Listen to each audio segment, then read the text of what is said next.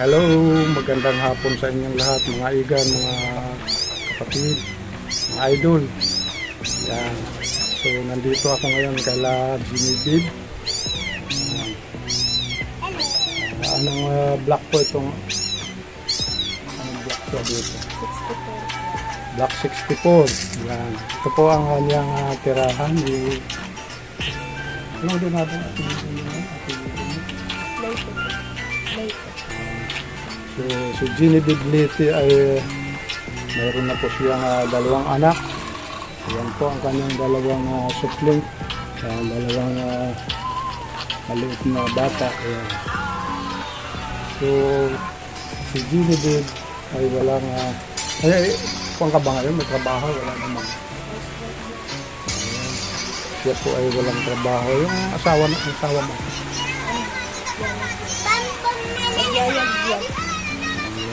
So wala siya ngayon ang kasama niya ngayon ang kanyang kuya.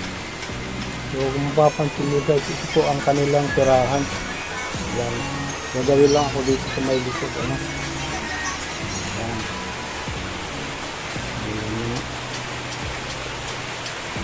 Ito ang kanilang tinitirahan. So sa ngayon mga igan, mga idol, ito po. Medyo ulan pa ng konti.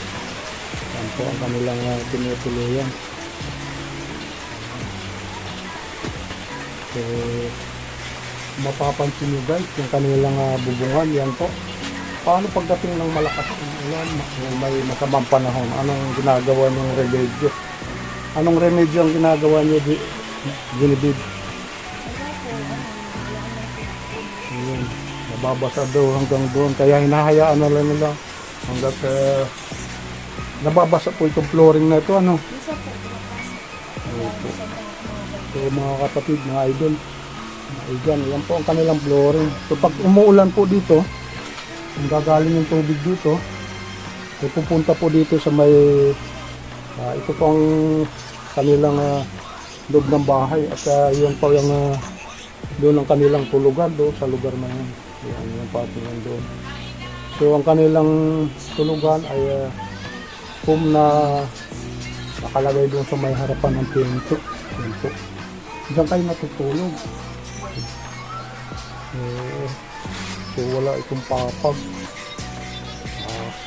Sabi nila nakaka. Kung dito sa bandang lugar sa kuya niya, ayan po.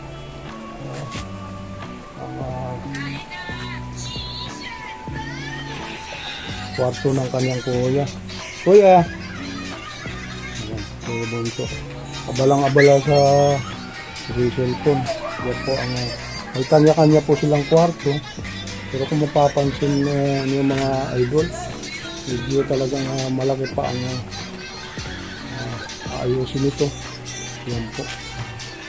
Kasi pagka masamang ang panahon, lalo na po na malakas ang hangin, pwede po silang masira, mabasa, no? Mabasa at hindi patulugin, magdamag. So hintayin na lang nila hanggang malakas ng hangin, hindi pa sila makakapahinga. Yan yun ko na nga ano yung binibig. Pagka masamang panahon, maghihintay na lang sila hanggang tumigil yun. Ito mga igan, mga idol. Yan po ang bubungan.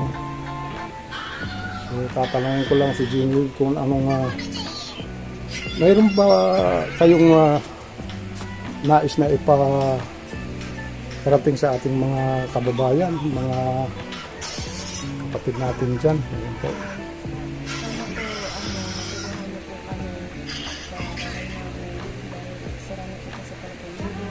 Kasama po po.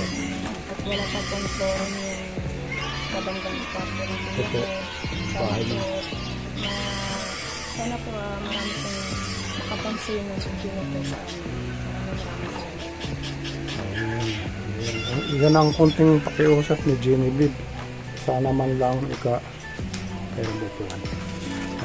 mayroon man lang mga butihing puso tayo dyan na mga kabayan, mga kapatid. Mabigyan man lang siya sa kanyang hiling o nais man lang sa bahay niya na ito. So yan po. kanyang bahay ay medyo wampa. Marami pang marami pang gagawin, lalo na yung bubong unang-una.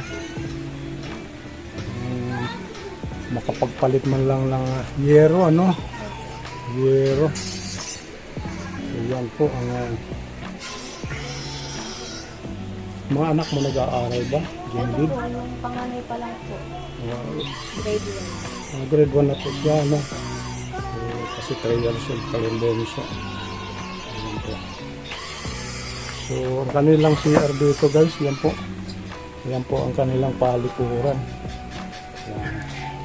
So, marami pa talaga ang pwedeng gawin dito sa bahay na ayusin pa. Kasi hindi pa finish talaga. Yan. Hindi ba kayo nahihirapan sa ganitong tirahan nyo?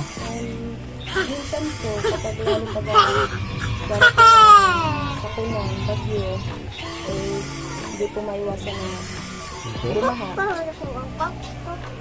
Ayan po. Pagka Napapasok po siya ng tubig talaga. may time na malakas ang ulan, maraming tubig sa karsada, apo siya papasok sa loob ng bahay, ano? May time ba na pinapasok itong bahay Opo, niyo? minsan malapit na hanggang tuhod, minsan pinakaloob po. Ng bahay na. Anong remedyo ginagawa niyo pagka may tubig na dito sa loob ng bahay? Ano po, wala naman pong magagawa talaga kasi sa labas din po kasi baha. Yun, Hindi so naman din po mahugo pa agad yung tubig kasi nga po, ulan pa. kaya sa upuan na lang muna, parang ganun, papatong lang kayo sa upuan. So yan po, ang kanilang lababo po, yan. Yan. Medyo repairing talaga. Papa mo ang gumawa nito, ano? Opo, matagal na po yan. Yan. Nagsama sila ng Oo, yung dati mo stepmother mo, ano? Dito rin tumira, yun yung stepmother mo. happy kami nung dati dito. Hinapit yung bahay. Ano mo lang, kuhan mo lang sa papa mo. Mag-message ka. Sa papa ko po, Kaya Romulo, papa. Papa Romulo, Betty, Romulo na ito sa po. pakabait ka lang. Pakabait ka lang po dyan. At huwag ka pong mag-alala, matutupad ka rin ng buhay. Ayun lang. Yan po ang panawagan ni Jenny Rubik. Yan siya mismo ang bonso ni Romulo. Kanyang pakiusap. Sana mabait ka lang dyan sa loob. At sigurado nga papatnubayan ka ng ating pong may kapal. Yan naman para bumuba na rin ang sentensya. Yan. So may message ka sa papa mo, so? Si Bunso daw, wala lang message sa papa niya. Ito lang talaga si Unibig na kamukha ng mama niya. Ayan. Parang si Mama Marlene niya. Ayan. So, sa mama mo, message mo na lang. Sana ano po nakakaalam. Ayan. Mahal ka lang. Saan man siya naroon, ano. Ayan.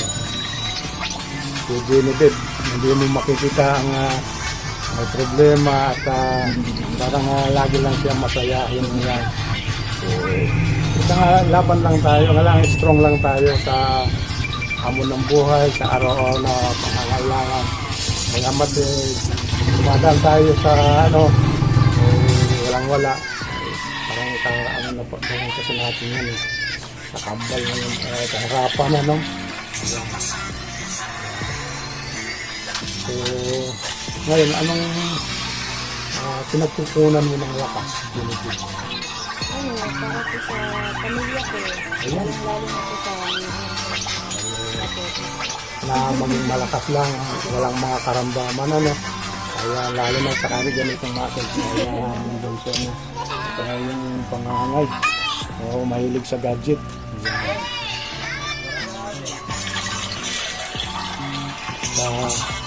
Minsan, ano naman itong mga may mga time na minsan nangangamba ka sa iyong pamilya, ang mga ito. Alin po? Minsan nangangamba ka doon. Parang may pag-aalang-langan ka, nag-aalala ka, parang gano'n. Wag po silang magpasakit. Ayun, Wag po silang magpasakit. Kasi sa panahon po kasi ngayon, talagang sa hirap. Dito sakit po. okay. Kasi ito nga mahirap magkasakit, magastos, ano. Gas po. Kung alam walang natatabing, Opo. yun nga, mahirap magkasakit talaga sa totoo lang yan. So yun po mga guys, so may ano mo na yung kuwan mo sa yung mga hiling, nais, ayun po. Ayun lang po, sana matulungan niyo po kami Ayan. sa bahay namin. Yung pong bahay nila. Po. Ayan. Ayan. Sana Wala ang kaayusan pa. Sana mayroon mga meron po. butihing puso tayong mga kabayan na makapansin itong kalagayan nila Ginigid. Yun po. Kanilang ginagain. Yun po. Ano na yan, hanggang doon sa may gilid. So ang nakalagay na lang po nito ay yung nagsisilbing plastic na pangano na lang po sa remedyo na lang pag umuulan ng malakas. Yan. Pero dito sa kabilang side na ito talagang sa may bandang CR, ayun, talagang mababasa talaga ito yung ulan, mga kapatid, mga idol. So sana sa ating mga butihing puso dyan, mabigyan pansin po ito si Ginigib sa kanyang mga nais o hiling sa kanyang tinitirahan. Ayan po. At saka sa papa niya, yun nga, message siya, magpakabait na lang dyan sa loob. Para kunting panahon na lang, makakapiling na rin nila yung papa nila. Yan po. So ito, paring Romulo, ang kumpare mo, ito na, andito na sa camera. Mag-ingat ka palagi at tumawag ka lang sa kanya. Kaya lahat ng mga problema at dinadala mo at sigurado pagagamin niya. Kaya at mga kaibigan, mga idol, so hindi ko na masyadong tatagalan itong vlog ko. Medyo kapos tayo ng oras ngayon. Sana magustuhan nyo sa aking mga taga-subaybay, mga viewers, followers and supporters ko. Yan, mga lagi nakasubaybay po sa aking vlog. Mag-ingat po kayo at God bless na rin po at sana nasa mabuting kalagayan at ligtas na rin sa anuman mga karamdaman.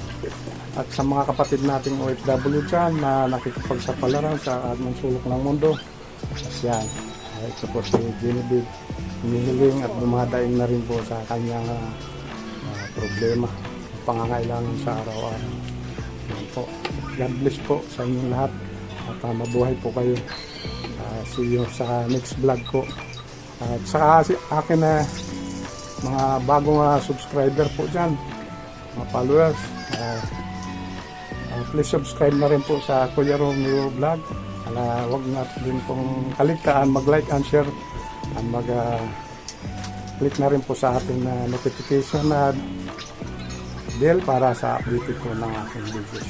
Maraming salamat po sa inyo lahat. Mabuhay po kayo. God bless. Thank you.